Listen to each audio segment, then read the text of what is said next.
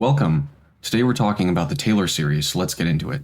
So, the Taylor series is all about approximating functions like this arbitrary curve here, f of x, using polynomials.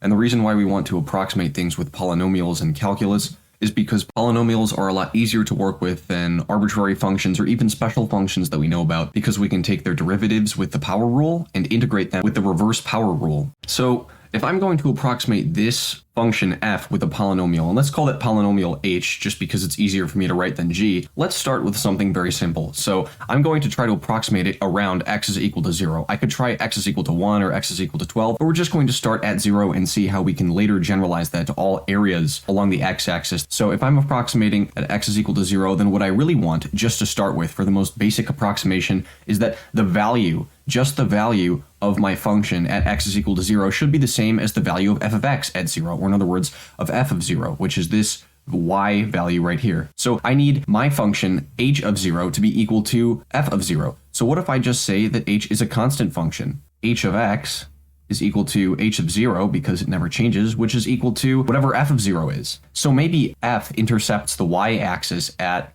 y is equal to 1, in which case my function h would just be h is equal to 1. For example, because sure, we get a lot of error as we move further along the x-axis. We can see that f tends to go up and this function h would just stay constant, and so the error here would be pretty large. But at least around x is equal to 0, we can see that this is a pretty good approximation because f is fairly close to this line at that point. So now what we're going to try to do is make a better approximation. Originally we had h is equal to f of 0. Okay, and this was our approximation, so the function h just looked like this line. But what would be even better than that would be having not only the value of h at 0 equal to the value of f at 0, but also that the slope or first derivative of h at 0 is also equal to the slope or first derivative of f at 0. It looks slightly negative here, so in this case, if I were to have h of x with not only the same y-intercept or the same value, but also the same slope or first derivative at 0 as f, then it might look something like this. It would actually be the tangent line at that point. So this would be a better approximation. We can see that there's actually less error because it tends to follow the curve a little better. And what conditions does it abide by? Well, how does this function look? I think this is a pretty good approximation, and it is in line with what we're trying to do over here. This function, h of x, an approximation of the function f, is equal to f of 0 plus f prime of 0 times x. Okay, where f prime of 0 is just the slope or first derivative of f at 0. This is a function that when I evaluate it for x is equal to 0, this term disappears, and I just have h of 0 is equal to f of 0, which is true. That's exactly what I want. I want h of 0 to equal f of 0, so that's the first condition, that the actual value at x is equal to 0 should be the same. And what if I take the derivative of h? Well, in that case, I would get that h prime of x is equal to, this term is just a constant f of 0, so that disappears, and then I get the derivative of the term f prime of 0 times x. Well, if I just use the power rule, I get f prime of 0. So in fact, the slopes are also equal at x is equal to 0, so this is our next level of approximation. Of course, we could do something even better. Not only could we make an approximation function h that has the same value and the same slope or first derivative at x is equal to 0 as the function we're attempting to approximate, but we could also have the second derivative, or the concavity, so to speak, of h at x is equal to 0 be the same as that of f at x is equal to 0. So maybe our new approximation function would look something like this. F later changes concavity somewhere around here, but that doesn't matter because we're only concerned with the region around x is equal to 0. That's where we are basing our approximation. So in this case, here are the conditions that we need. That h of 0 is equal to f of 0, that h prime of 0 is equal to f prime of 0, and that h prime prime of 0, or the second derivative of h at 0, is equal to the second derivative of f at 0. Well, if you recall, our original approximation was just a constant function. H is equal to this one constant term. And then our next level of approximation was a linear function. We had a constant term plus a first degree term, right? Because we're multiplying by x. So naturally, it seems like if I want to include the second derivative in my approximation, I'm going to have to make a quadratic function to do this. Let's guess what this function might look like and see how it turns out.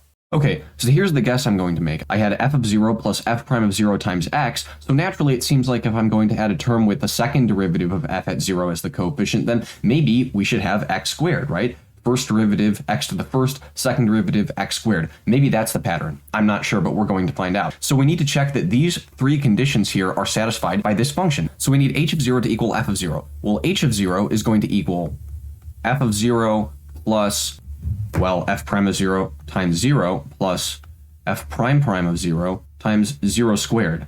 And of course, these two terms go away because we're multiplying them by zeros, and in fact we have that h of 0 is equal to f of 0. That was our first condition satisfied.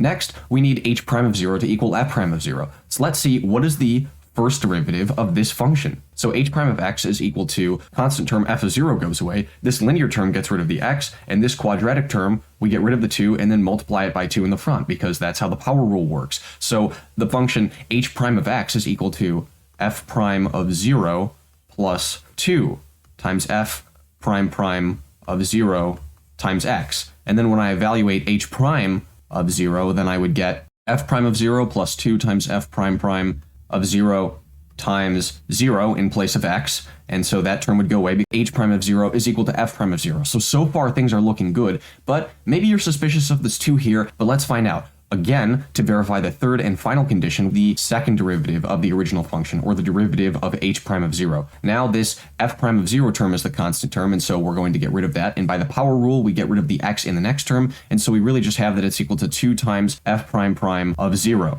So the second derivatives are not equal, and our third condition is not met. I have this 2, these are not equal. So how might I go about solving this? How might I alter my initial function, specifically this second degree term over here, so that I don't end up with a 2 in the end? Well, it looks like I'm going to need to preemptively multiply it by a factor of 1/2. It's going to be h of x is equal to f of 0 plus f prime of 0 times x plus 1/2 f prime prime of 0 times x squared. So this is our 3-term approximation of f using a polynomial.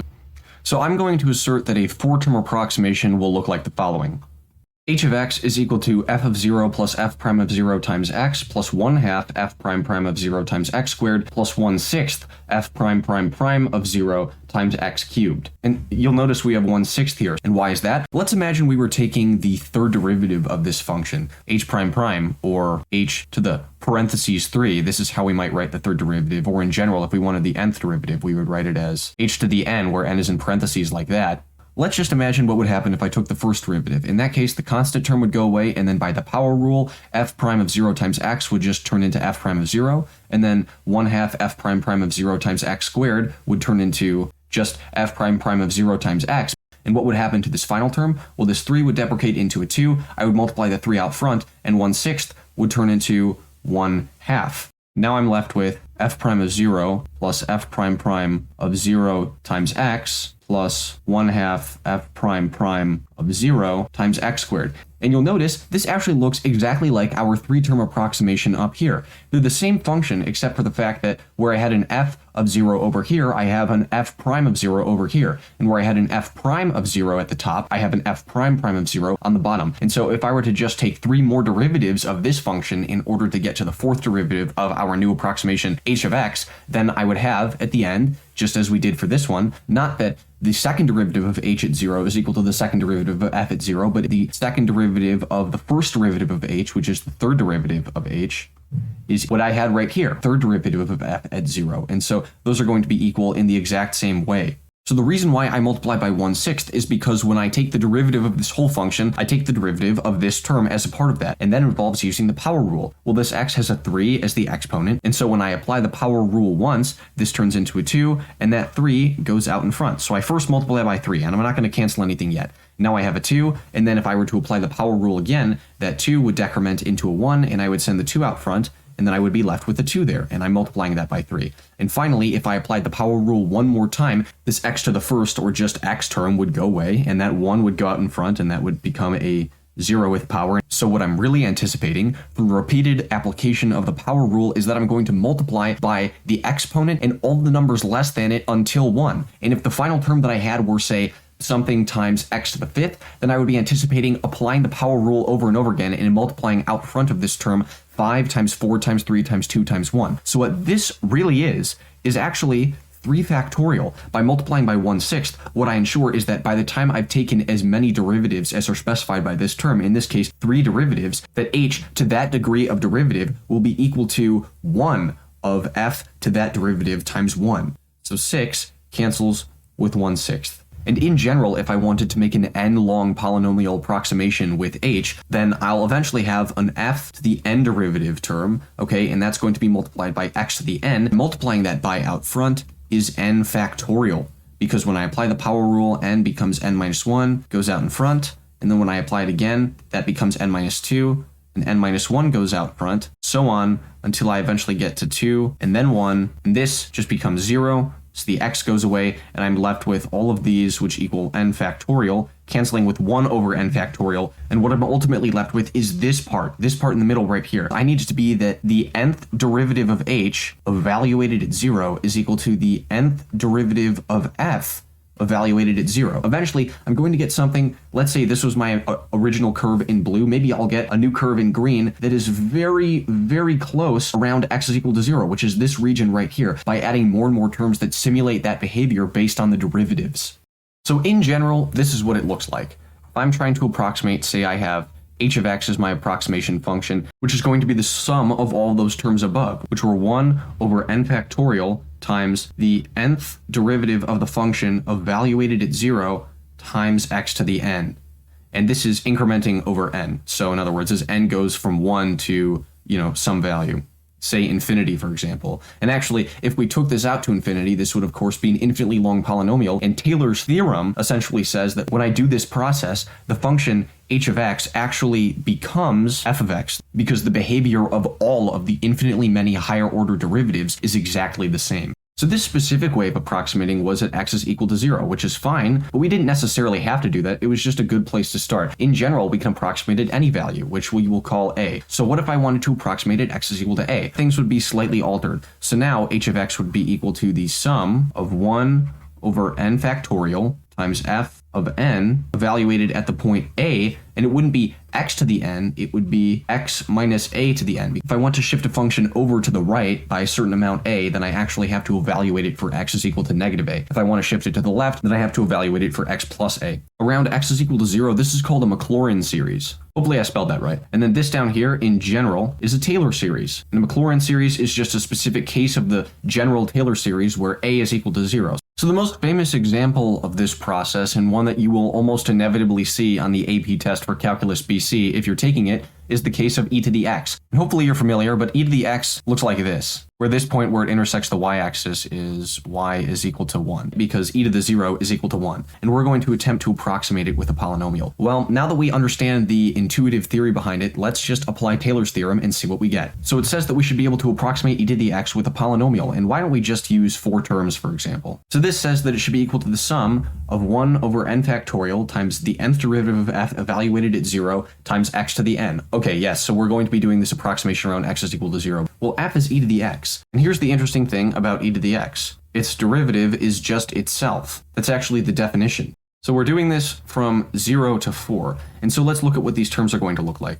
The first thing we're going to have is 1 over 0 factorial times the 0th derivative of e to the x, which is just e to the x times x to the 0. Now, if you don't already know this, it's an important definition in mathematics to understand. 0 factorial is equal to 1. That might not make a lot of sense, but it's just a definition. It's something that mathematicians decided because it's really convenient. This term becomes 1 over 1 times e to the x times, well, x to the 0 is also 1, so this term is e to the x. Now we're going to add the next term. That's going to be 1 over 1 factorial. 1 factorial is also equal to 1 times the first derivative of e to the x times x to the first. But again, this is going to be e to the x times x. Then we'll have 1 over 2 factorial times the second derivative times x squared. We have 1/2 e to the x squared. And our fourth term is going to be 1 over 3 factorial times the third derivative times x cubed. And obviously 1 over 3 factorial is going to be 1 over 6 as we saw above. And so we have 1 over 6 times e to the x times x cubed. And it just continues like this. We can already predict what the next term of this series is going to look like. This is equal to e to the x times 1 plus x squared over 2 plus x cubed over 3 factorial, that's actually 2 factorial technically, plus x to the 4th times 4 factorial plus x to the 5th times 5 factorial, and so on.